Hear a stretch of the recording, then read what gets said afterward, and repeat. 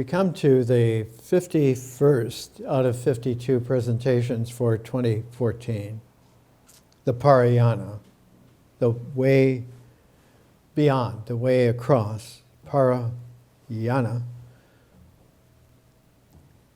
And that yana, as we've been talking about, is a way.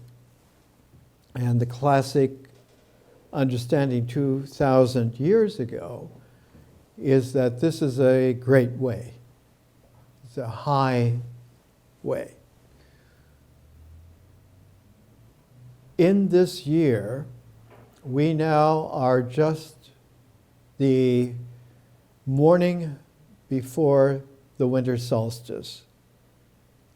Tomorrow morning at dawn, wherever it occurs on the planet, will be the winter solstice. The winter solstice is extremely important in civilization because it was the first way in which early civilization, it was only about 1,000 years old at the time, in written language. And one of the great winter solstice sites in the world is in Ireland, in the Boyne River Valley. And one of the great books on Newgrange, Archaeology and Legend, Michael O'Reilly, and published by Thames and Hudson. And the aspect about Newgrange is that it was a monument that was shaped like a tomb, like a tumulus, very immense. But it was not a tomb. It was a commemoration of the whole year coming into its deep freeze, into its winter, and that the growing night and the shrinking light were at their apex on the winter solstice. And so this immense tomb structure, like a man-made hill, quite immense, was a place in which the corridor leading to the center of this so-called tomb was a rebirth of the sun. And its construction was finished in 3200 BC. And so we're looking at something that is 52 plus centuries along. And the midwinter sunrise was able to shine above the corridor where human beings walked to the center. And this light illuminated the pathway, whereas the corridor itself had the quaternary of appendages that one finds some 4,000 years later, 5,000 almost. This is the single monad model of the cosmos, Ibn Arabi's concept of time and creation. And you have the double quaternary petals, the 8 petals, the 8-fold mandala of the center, which is illumined by the quality of being able to walk that walk to the center through not just a labyrinth, but through to a very special realization. At Stonehenge, 3200 BC, carved into the farthest rock outcropping was a triple spiral. The bottom two spirals are interlinked together so that they are a continuous raveling and unraveling, which is one of the earliest infinity signs that there is. And the prelude to this in Paleolithic art goes all the way back to the earliest art in cave painting. These two spirals, by the time one got to about 4000 BC, became iconic. And the book on Newgrange has indications in the way in which the graphs, here's a photo of Newgrange in its immense lawn, and inside are the carving glyphs that are preludes to this triple spiral. The bottom two spirals together were of the great goddess. They were of her breasts, and the concourse of the resonance of her being able to nourish. She, not simply as a sexual feminine, but as a mother of man.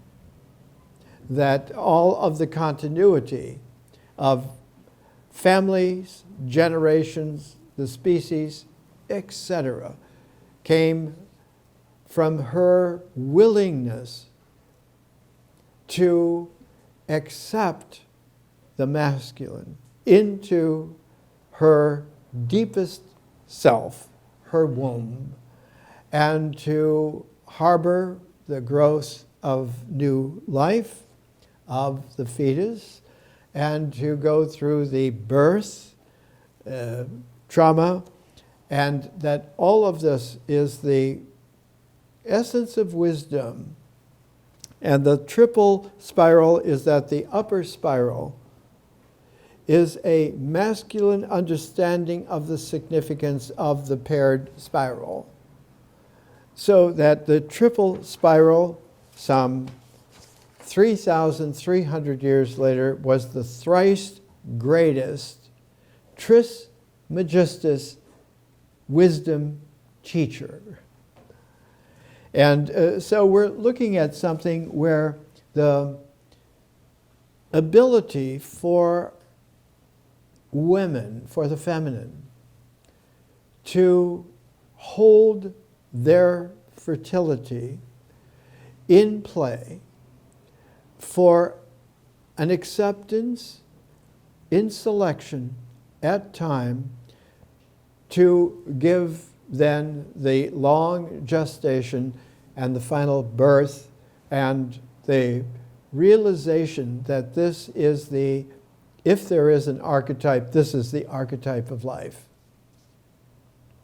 We talked in presentation 50 last week about Carolyn Porco and how almost no one knew or knows of Carolyn Porco, and how significant it is. She was born in March 6th, 1953, and graduating from Caltech and from the University of New York at Stony Brook, has worked both at JPL originally in Pasadena and eventually to Southwest Research in Boulder. She is the mother of all of the images of exploration, going from the early exploration of Jupiter into the most colossal event so far of the early 20th century, and that is the exploration of Saturn, its rings, and all of its moons. And she so excelled in starting out shepherding, learning how to direct the collation of telemetry, of images of all kinds, not just into the data or the compiling of information, but to be able to present the way in which the developing pictures, the image base, the imagination of scientific and yet artistic creativity. Ibn Arabi coined a word that in English translates as imageal. The imageal worlds, and it is a quality where Carolyn Porco has excelled. From the earliest voyagers, 1 and 2, going through a transit by Jupiter, heading out to a transit of Saturn, and then going from there, Voyager 2 went on to Uranus and on to Neptune. And all this time, Carolyn Porco was visioning for us the way in which the images, the telemetry, the way in which we are understanding a vastness of our star system. And she is in charge of all of the imaging again for the New Horizons mission to Pluto, to the farthest reaches of the major components of the star system. And in 2015, in July, New Horizons will pass by Pluto and its giant moon, Charon. Charon's about a third the size of Pluto. We know of 4 other moons now of small of Pluto. But New Horizons will not only go to Pluto and Charon, but keep going deeper and deeper into the Kuiper belt. And the Kuiper belt is like a massive asteroid belt. As the asteroids between Mars and Jupiter are punctuating the 4 inner rocky planets, the Kuiper belt is the liminal punctuation of the gas giants of our star system. And New Horizons will course through the Kuiper belt for as long as we are able to survive understanding that we're doing it. Like the Voyagers have gone into interstellar space just recently, within the last year or 2. New Horizons will go deeper and deeper into the very huge edge of our star system. And it is a tribute to Carolyn Porco that she will have been the director in charge of images of 2/3 of our star system for the first time. A real pioneer. This quality shows up in that she discovered that one of the very small moons of Saturn is, as is now listed in Daily Galaxy, Great Discoveries Channel, Science, Space, Tech, just 12/14, December 12th. Changing face of Saturn's Enceladus, the most habitable spot beyond Earth in the solar system, because there is not only liquid water abundantly, even though Enceladus is relatively small, a couple of 100 miles in diameter. It has a small ocean. And because of the flux of being so close to Saturn, it has geysers fountains of water, and has been doing this so long that there are water molecules that have their own resonant place in the rings of Saturn. And so we have, in someone like Carolyn Porco, we have literally a star system mother who gives birth to the imaging, the experience, the feeling tones. And one of her books that has come out is The Art of Space. And it's available, you can find it on the net. Europa also has proven to be a source of an immense ocean. So to the very giant moon of Jupiter, Ganymede.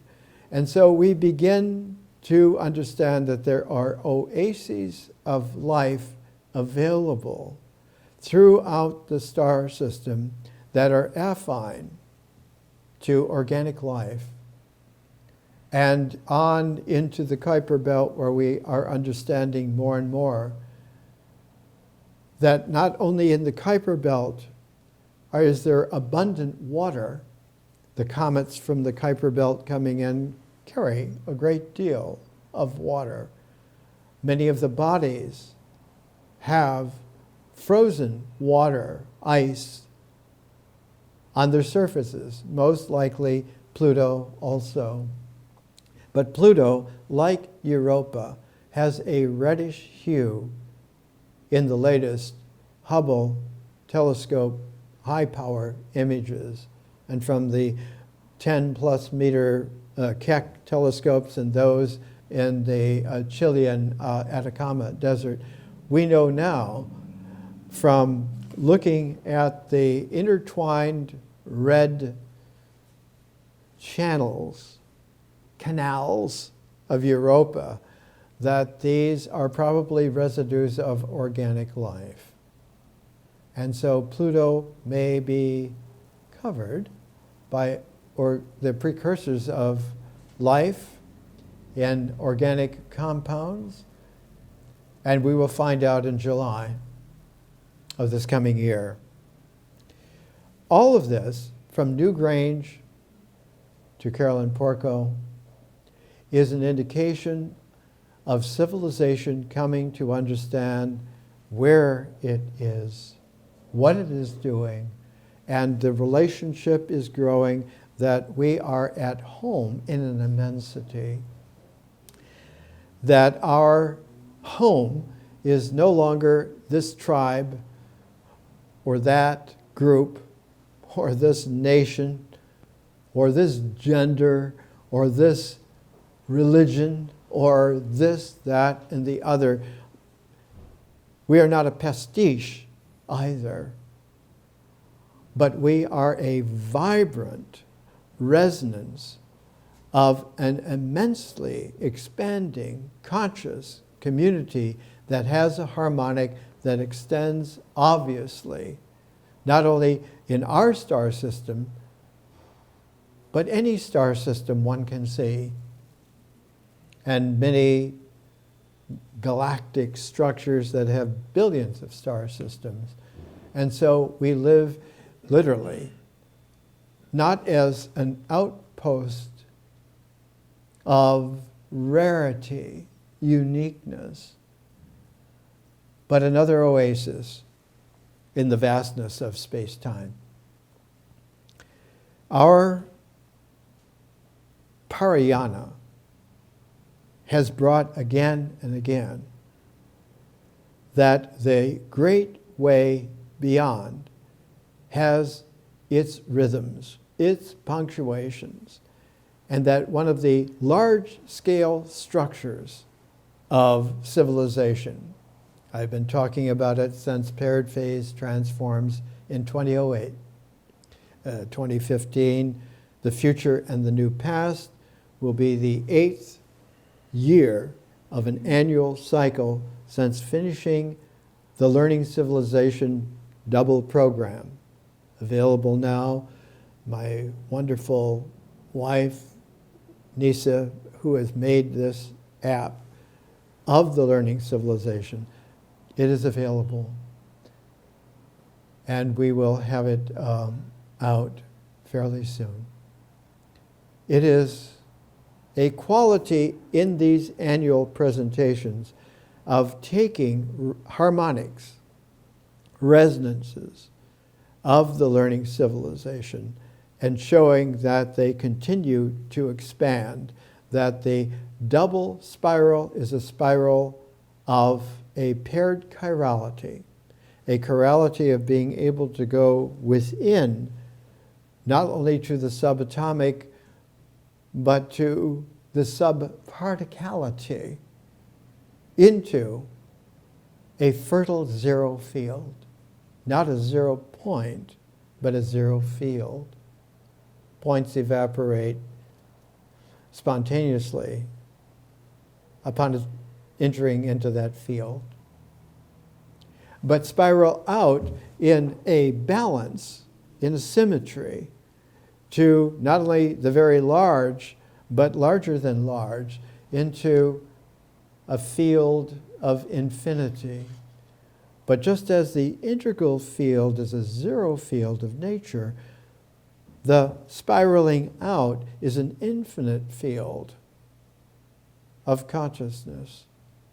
And it is this quality of symmetry, of paired chiralities, that begins to have, in retrospect, a resonance that the patterning rhythms are an energy which is time, and that the constellation within the energy of time are the constellations of phenomena, the constellations of actions that have traction, that hold, that are related phenomenally. And so one has really a time-space, that the idea of space-time is like a reflection of it. This quality comes through again and again in these annual presentations. And in the Parayana, one of the great aspects is that there is now a magazine. It's available in 118th issue, called Infinite Energy. It is infinite in the sense not just of energy, but infinite in terms of the access to spontaneity that has a time without limit, meaning that it also has a space without limit. And one of the qualities that comes out of this, one of the great little articles in this issue of December 2014, second round iodine studies done. It's written up by Edward Esco, and one of his books is Cool Fusion, written with Alex Jack. And another companion to it is Corking the Nuclear Genie, the promise of low energy transmutation. And you see the double spiral on the cover again, scientifically, without any kind of need, without any consciousness that it references the ancient Celtic images, symbols of Newgrange and before. So that we are at last within the harmonic of what is being presented here, an understanding that one can have a surprising indication that we already are verging upon what seemed to be impossible and to the popular mind seems still impossible, is literally of having infinite energy and a mature civilization, a star system-wide civilization free to explore on the interstellar frontier.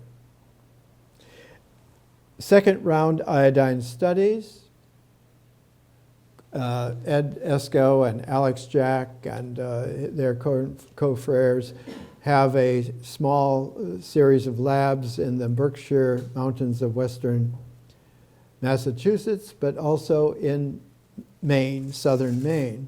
And they call that lab construct Quantum Rabbit. They are able to take, in very low energy, small samples, in this case of iodine in a crystalline form, and a small sample of lithium.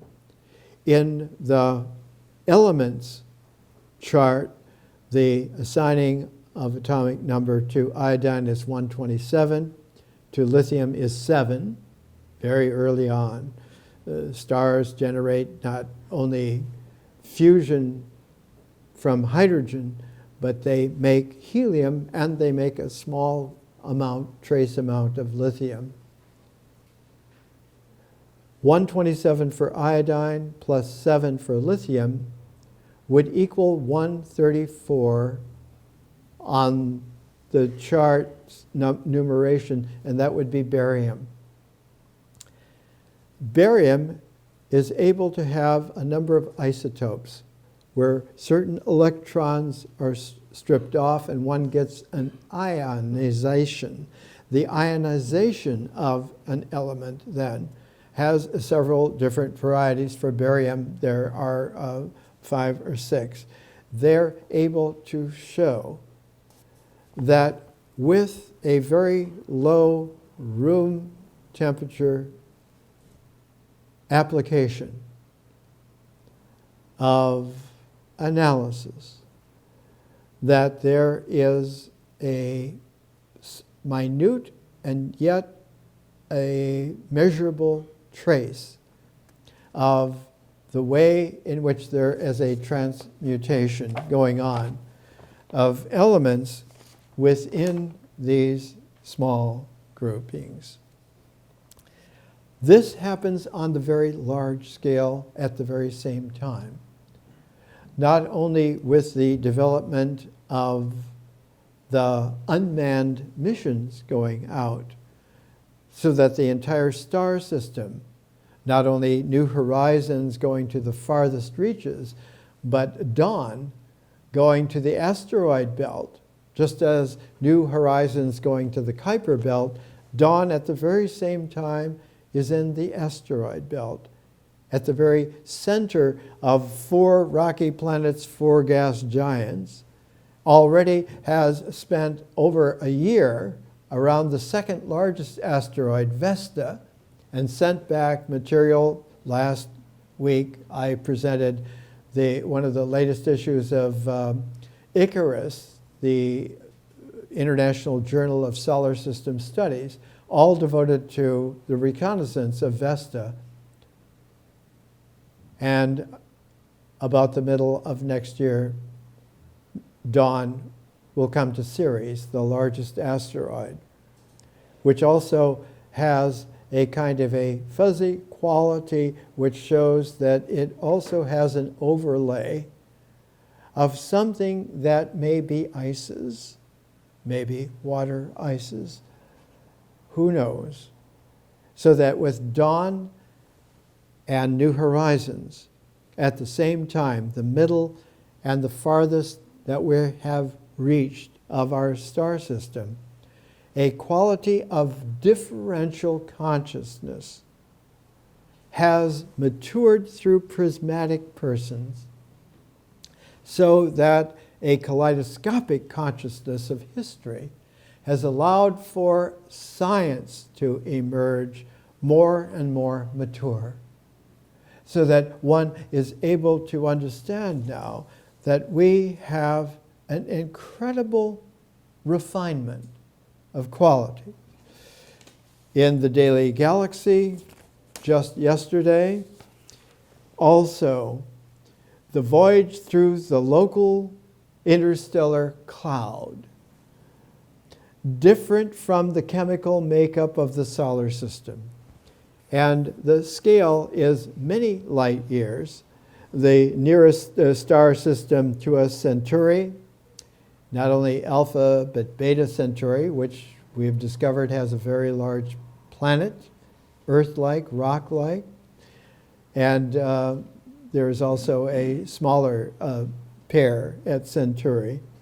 Sirius, Procyon, Altair, where Forbidden Planet was located in the classic science fiction film. And in between our star, Sol, and the Centauri system is a vague interstellar cloud that we are going through, have been going through for about 150 years, and in about 20 years we're going to emerge from it. This cloud has an analytic now where we can tell how many atoms of oxygen there are in the soot-like particle dust of that interstellar cloud. Those atoms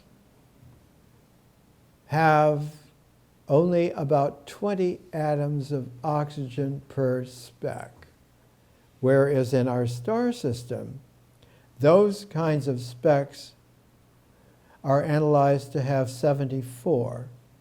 There are 54 atoms of oxygen that are missing from interstellar dust,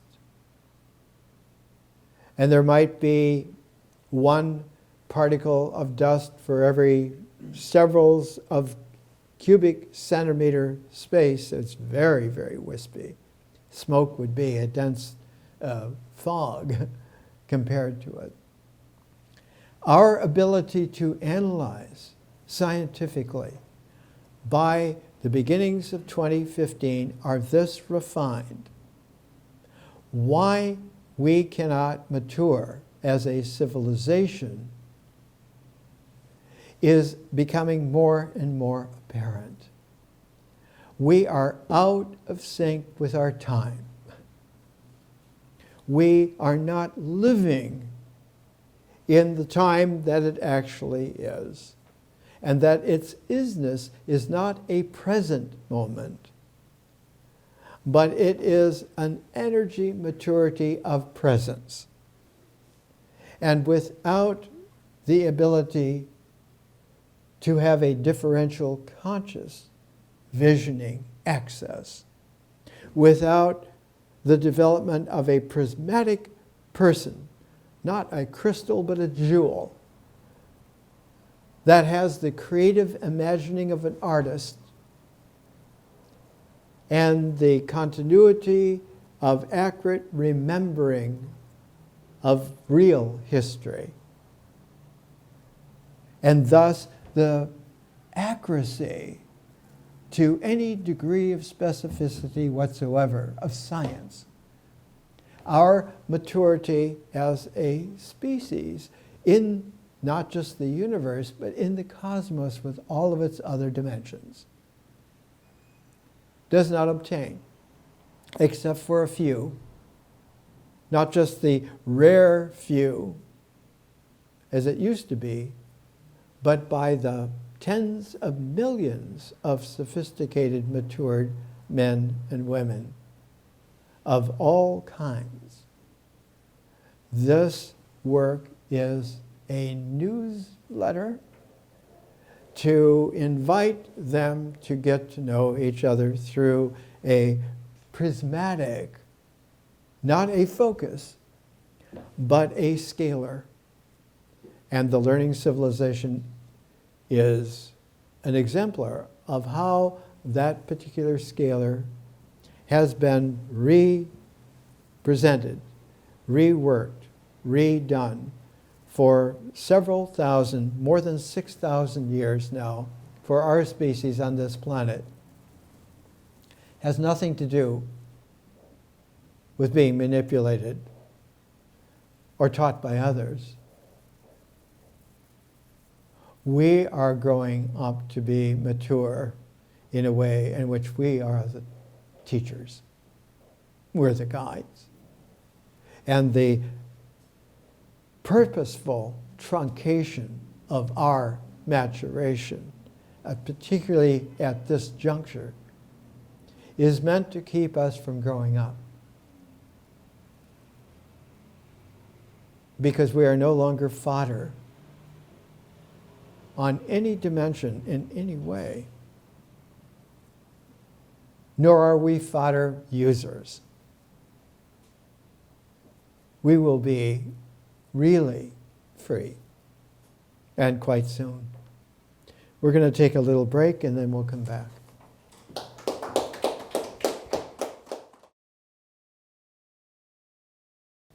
Let's come back.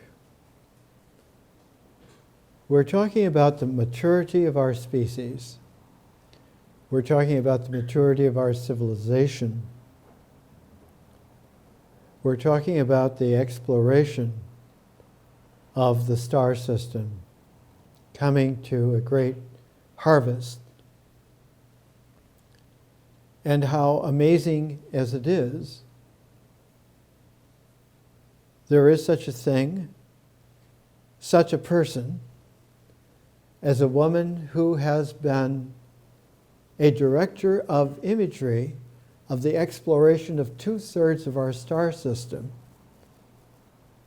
living in our midst, and a whole coterie of such persons, men and women. But in particular, it is the fertility, not just of women, but of the feminine, that has a special maturation.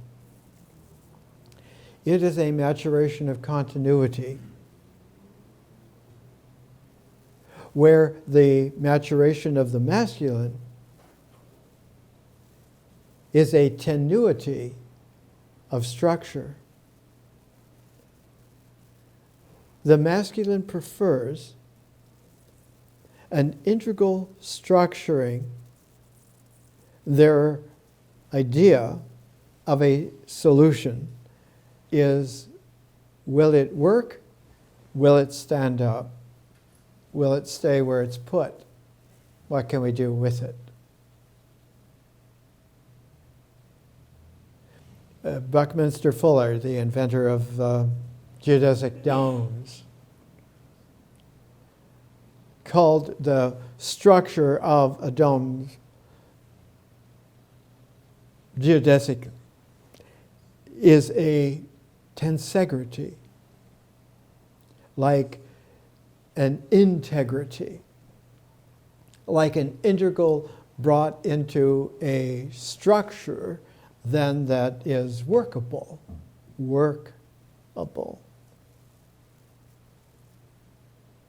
Tenuity is a great symmetry with continuity.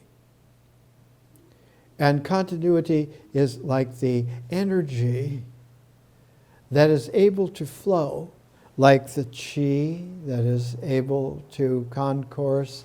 And when it concourses freely, it is not just a tensegrity, but a continuity, which we really call health, well-being.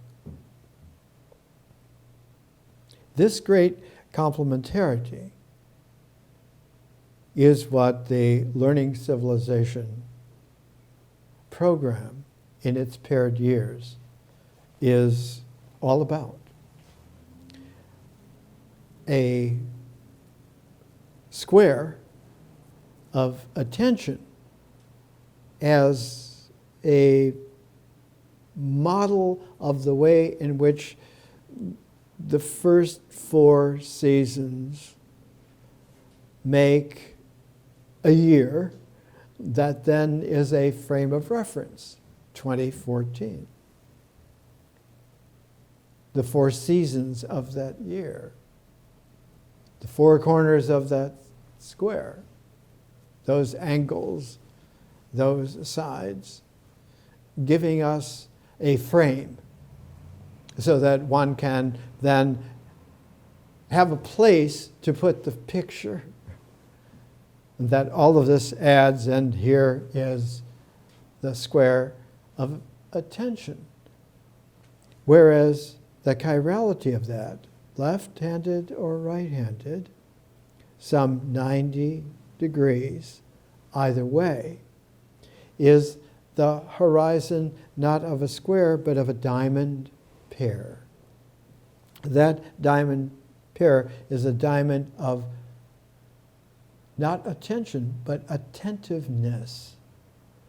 And it is that feminine attentiveness that matures the 4 seasons that can be put into 4 phases of that year.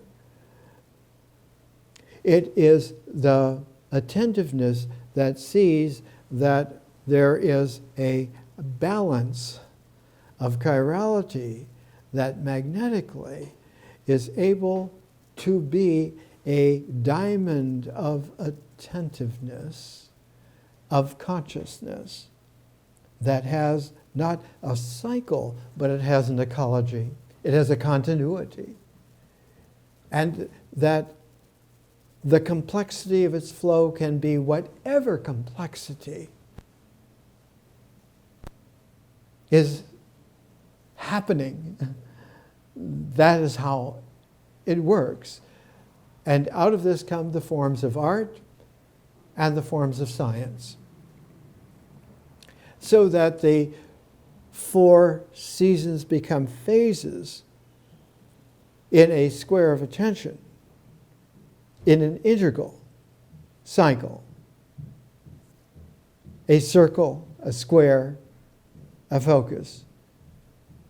In that chirality, that paired chirality, they make the jewel of attentiveness, where the seasons transformed into phases become phases transformed into dimensions.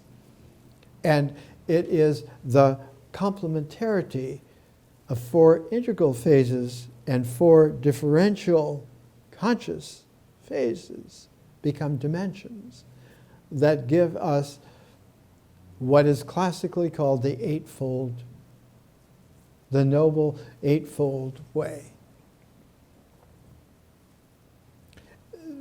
So impressed by this, one of the Caltech geniuses that used to hang out in competition with Richard Feynman, Murray Gell-Mann, when quarks were first discovered and the pairing of quarks, the tripling of quarks to make atomic structures like the proton or the neutron. That this quality he called the eightfold way of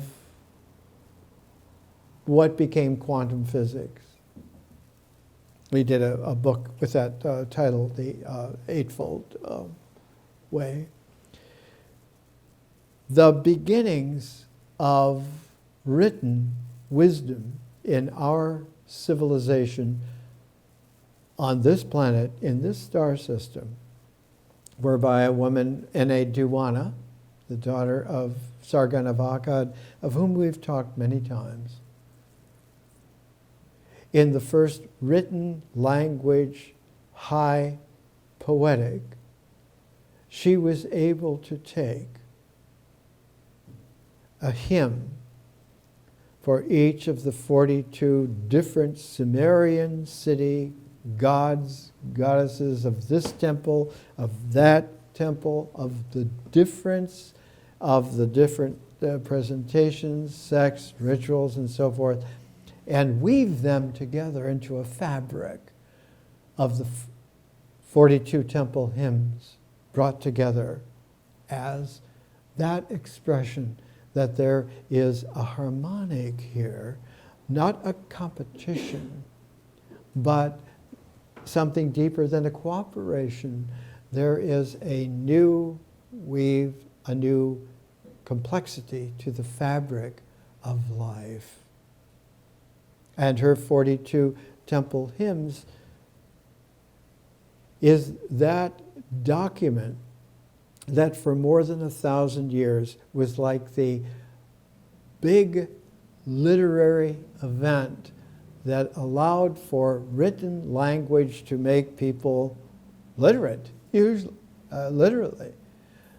In many derived languages, beginning with cuneiform, in Akkadian, Sumerian focus, and spreading from the island of Cyprus all the way to the Indus and down into Egypt and up into Anatolia, and all of this morphed so that the development of written languages, by the time somewhat of 1,000+ years had taken place, the development of written languages and alphabetics became capable of having a new quality. And one of the first art form literary geniuses was Zarathustra. And in written Avestic, the earliest gathas, the songs of wisdom of Zarathustra, and for him, in his wisdom, the feminine Mazda was a radiance of visionary exchange, and that the exchanger guide was someone who was able to direct the energies and the attention to transform into attentiveness, and this also was a divine figure, and his name was Ahura. And here's how, in my translation out of the Avestic, it reads in one of the sections, one of the huts of one of the gathas: listen to who thinks truthfully. The life healer, our wise Ahura, who tells in true worded speech, always able-tongued, elegant, of the blazing brightness of Mazda, placing in just distribution all factions. This quality of at least 4,000, almost 4,500 years of a literate, artistic, written wisdom heritage can only now be recovered in a scalar which puts the time, form, energies of civilization finally in that continuity of order that has the tensegrity of structure both together, so that one can trust that we can voyage now not only out of a tribe, a clan, an area, a region, a religion, a nationality, a planet, so-called global, not into interplanetary space, but into a stellar civilization on the interstellar frontier, free to go, to explore, to not find out so much as to participate. It is this quality that this year the Parayana has been focusing on. One of the most difficult qualities is for the appreciation of women as wisdom carriers in a continuity, not a continuity role, but in continuity, in that flow, in a dominated structure by masculinity where the framing, the calibration by attention, the four-squaredness, the circular completeness, that cycle limited so that one can be specific, one can get it down, and one can then instruct so that it is passed on just as exactly as we want it to be. That all of this which becomes brittle in face of the energy of time itself, in the winds of dimensionality which blow through the universe without hinder, and all the dimensions of consciousness that is differential and kaleidoscopic in galactic clusters beyond number. We are there. In our particular civilization, one of the earliest emphasis of this complementarity of men and women, of continuity and tenuity, of a tensegrity and a continuity. This volume is one of the first to explore it completely. Pythagorean women, their history and writings, Sarah B. Pomeroy, Princeton University Press, just published it this last year. It is a revelation for many to be able to understand, even in a slim volume, Pythagorean Women by Sarah Pomeroy, 2013. It is amazing to understand how much has been recoverable out of inordinate disregard, so that we only have fragments of letters of certain women who were not only carriers of wisdom in their own right, but who were able to pass it on to their children in a comprehensive continuity way, which the masculine needs to appreciate. One of the writers whose fragments of correspondence have at last been recovered and translated. Her name was Parayana, and Parayana was the mother of Plato. Another was Theano, who was the wife of Pythagoras, and that their fragments of letters show, Sarah Pomeroy shows, etc., many exemplars, that their comprehension, their comprehensiveness was a match in this continuity way, and that it was important to understand that for a masculine Pythagorean, one understood a saying of Pythagoras was that geometry is history. There is a structure that is able to be learned by learning geometry from its axiomatic posits and the development then of the various analytical skills and ideational refinements, so that one can build, so that one comes to understand the mathematic of geometry.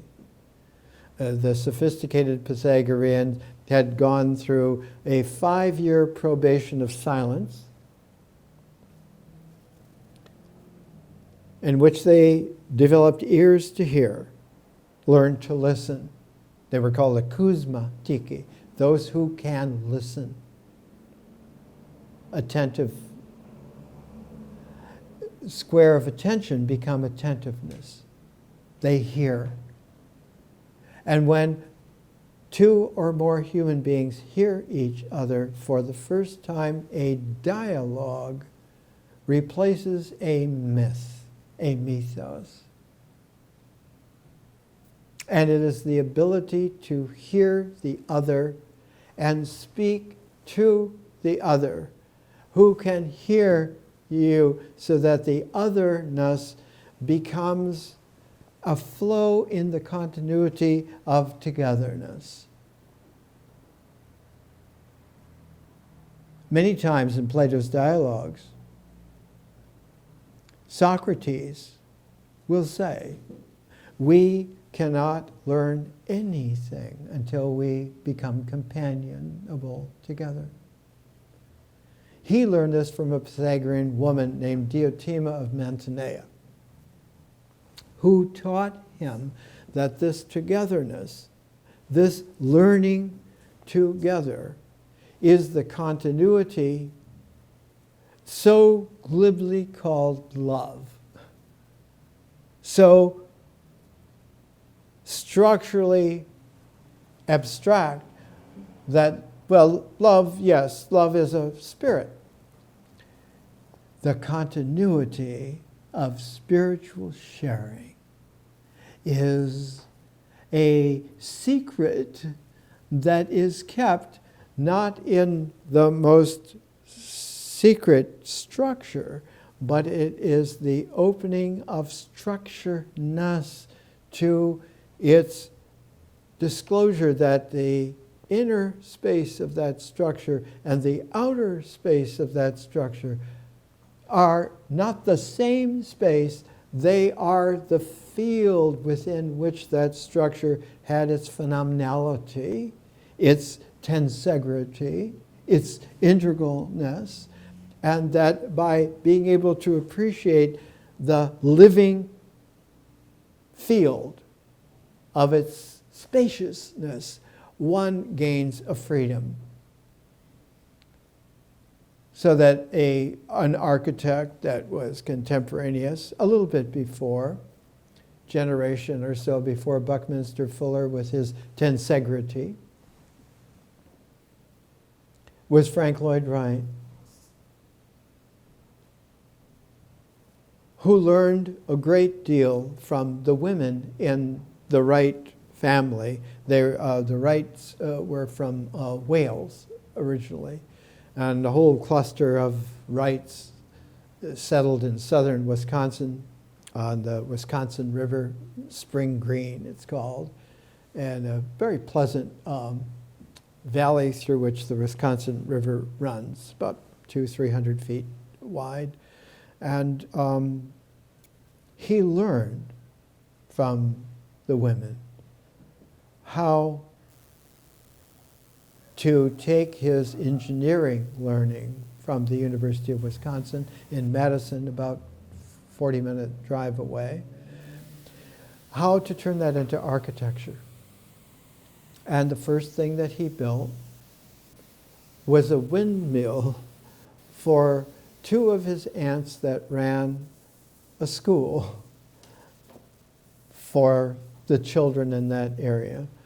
And he built this Romeo and Juliet tower, where the windmill at the top of the structure would give the continuity that made the energy from the windmill, but also was like a beacon in that portion of the Spring Green, Wisconsin hills, that one could see that this is where boys and girls learn together.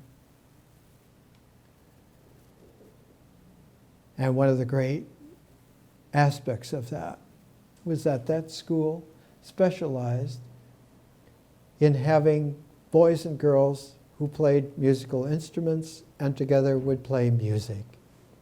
So that when Wright grew up and understood that architecture, he called it organic architecture because it's all about the continuity of all of this. Musical concerts in the evening were regular features of his architectural school, called for the name of his house, Taliesin. All the Welsh named their houses, and Taliesin was the patron of fine arts. Wright once said Taliesin was probably the only artistic knight. The making of music together. The men and women studying architecture together, being able to build structures together that had continuity, where the experience of the architecture is not the structure, but is the way in which the flow of life, of dialogue with the space and the time rhythms give to that architecture a breathing, so that one then has, as Wright once said, of a really fine building. You can't imagine that building anywhere other than where it is, because it belongs, as if it spontaneously came into phenomenality out of its reality. This is the continuity of the feminine and the tensegrity, the tenuity of the masculine working together.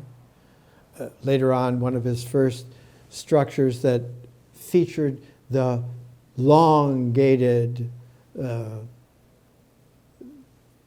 major room areas now become spaces, and the broad overhanging roofs and everything was the new building for the school of his aunts. It was a large prairie house built in 1902. And one finds again and again the whole development of an organic architecture allowing for the dialoguing between all of those who not only live in, but come to visit in, who come to participate in. That there is such a thing not just as an architecture of buildings, but of entire cities. In the midst of the Depression, the architectural students of Taliesin made a big display of wall-sized model of broad-acre city, how to take a whole acre and make a kind of an intersperse of where there would be buildings, and some of them high-rise buildings, but a lot of parkland, farmland, and so forth, so that one had the sense that there is an emergence of the structures of architecture with the continuity of the life lived through, including those prismatic structures. And in this way, there is a quality in ancient understanding that certain qualities of the masculine relate specifically to the love learned first by the mother. That it is the feminine as mother is the original nexus out of which the learning of that continuity takes place. One of the great studies of the last 50 years. Jesus as Mother by Caroline Walker Bynum, Studies in the Spirituality of the High Middle Ages. She took as a cue one of the rare poems of one of the most scholastic, severe, logical, masculine, idea-bound men of 1,000 years ago.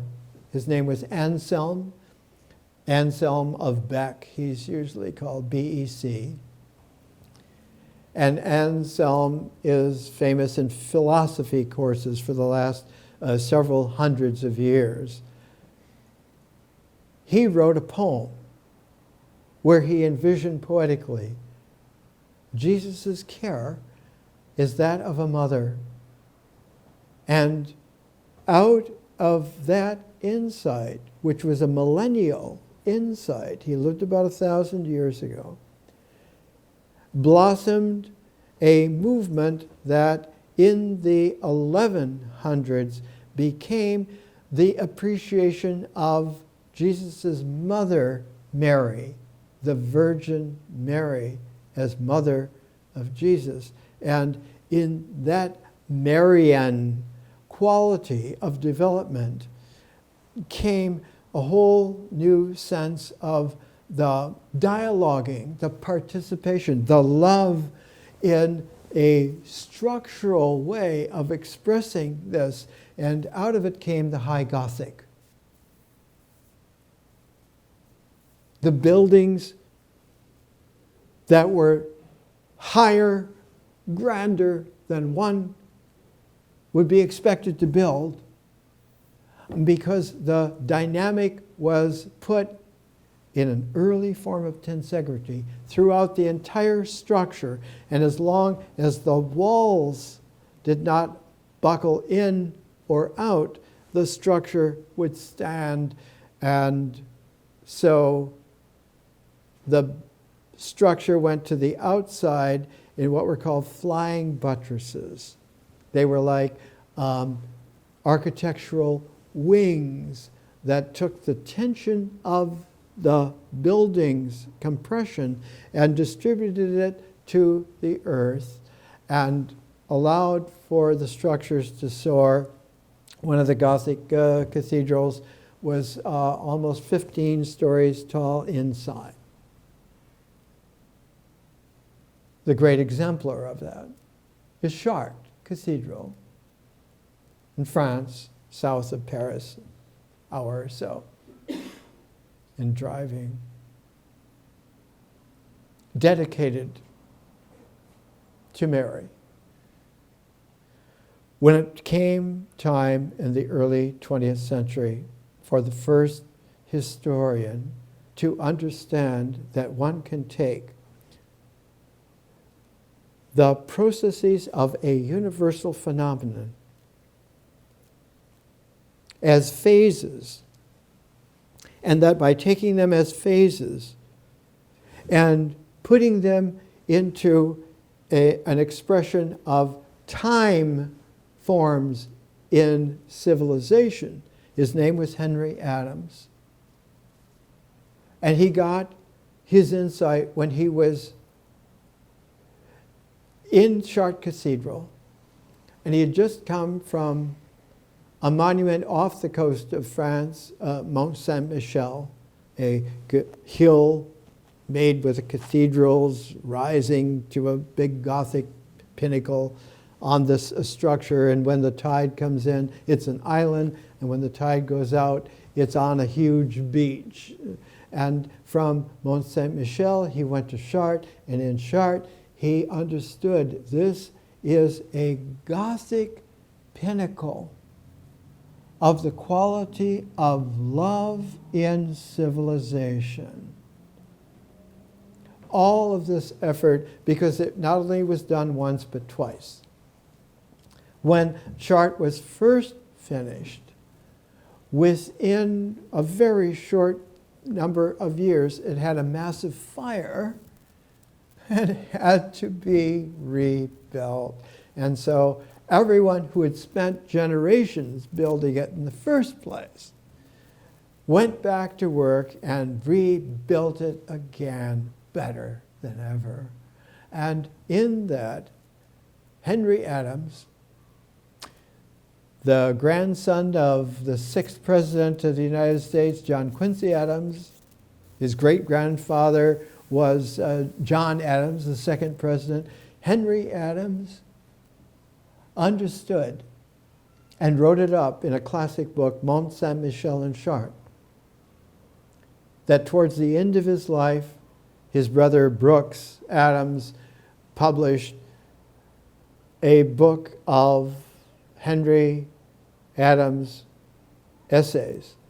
And one of them was putting time into the cycles of the way in which phenomena go through stages of gas and liquid and solid and so forth. And he found that there is a life cycle to time forms.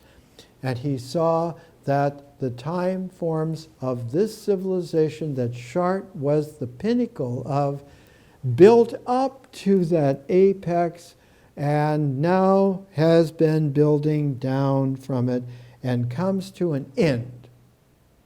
It runs out of energy early in the 21st century, about now. More next week.